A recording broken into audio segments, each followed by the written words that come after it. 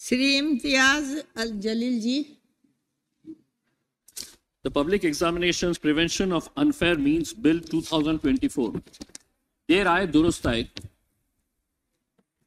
Madam, अगर ये bill आज से 5 साल पहले अगर आ गया होता तो 1,40,00,000 बच्चे जो सरकारी नौकरी हासिल करने के लिए, महज 1,04,000 नौकरी हासिल करने के लिए 1,40,00,000 बच्चे जो दिन और रात मेहनत किए, पढ़ाई किए, एग्जामिनेशन के अंदर बैठे, बाद में पता चला कि पेपर लीक हो गया था, एग्जाम कैंसिल हो गया, कई बच्चे एग्जामिनेशन के अंदर बैठ नहीं पाए क्योंकि उससे पहले ही पेपर लीक हो गया था। अगर 5 साल पहले ये बिल आ जाता तो इन्हें इतना खामियाजा भुगतना नहीं पड़ा होता। सवाल यह है कि 1,40,00,000 नौकरियों, 1,40,00,000 बच्चे, नौकरियां कितनी? तो 1,04,000। अगर ये पूरे के पूरे चले भी जाते तो 1,39,00,000 बच्चे तब भी बेरोजगार रहते।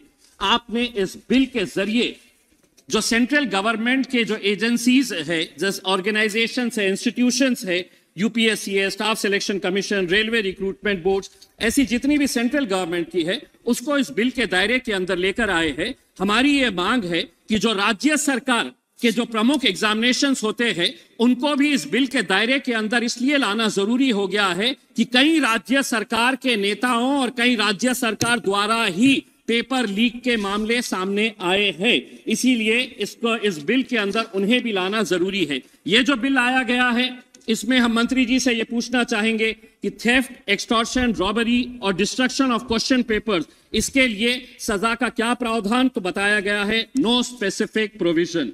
दूसरा ये है कि डिबारमेंट फ्रॉम एग्जामिनेशंस, इसके लिए क्या प्रावधान है सजा का? तो नो स्पेसिफिक प्रोविजंस।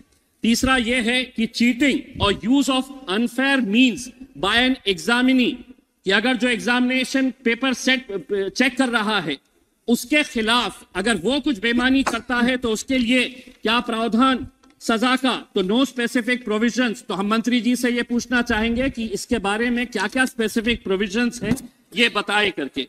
मंत्री जी ने जब अपना ये बिल पेश कर रहे थे तो स्वाभाविक है आपके विरोधी राज्य जो है उन्हीं के बारे में आप जिक्र करेंगे। आपने राजस्थान का जिक्र कर लिया, पश्चिम बंगाल का जिक्र कर लिया, लेकिन क्या बेईमानियां आपके राज्यों के अंदर जो हो रही है उसका जिक्र नहीं करेंगे आप? मैं महाराष्ट्र से आता हूं, मैं महाराष्ट्र के अंदर कितनी बेईमानियां हुई है। टीईटी का एग्जामिनेशन, क्या होता है टीईटी का एग्जामिनेशन?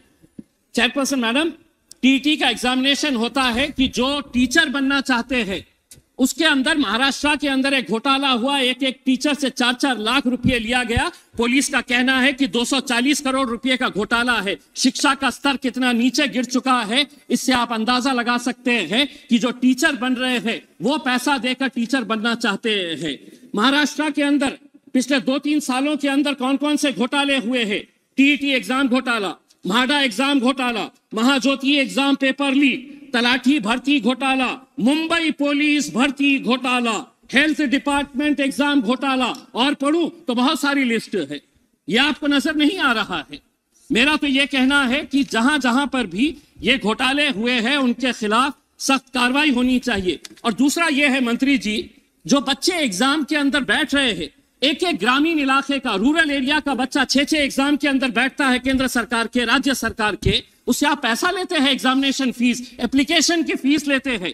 क्यों इन्हें माफ नहीं किया जा रहा है? एक तो आप नौकरियां नहीं दे रहे हैं और जो बच्चे 6 एग्जाम के अंदर बैठ रहे हैं उनसे है तो पैसा। अध्यक्ष महोदय, ये पूरा देश के नौजवान बच्चे आज सदन की तरफ नजर लगाए हुए थे।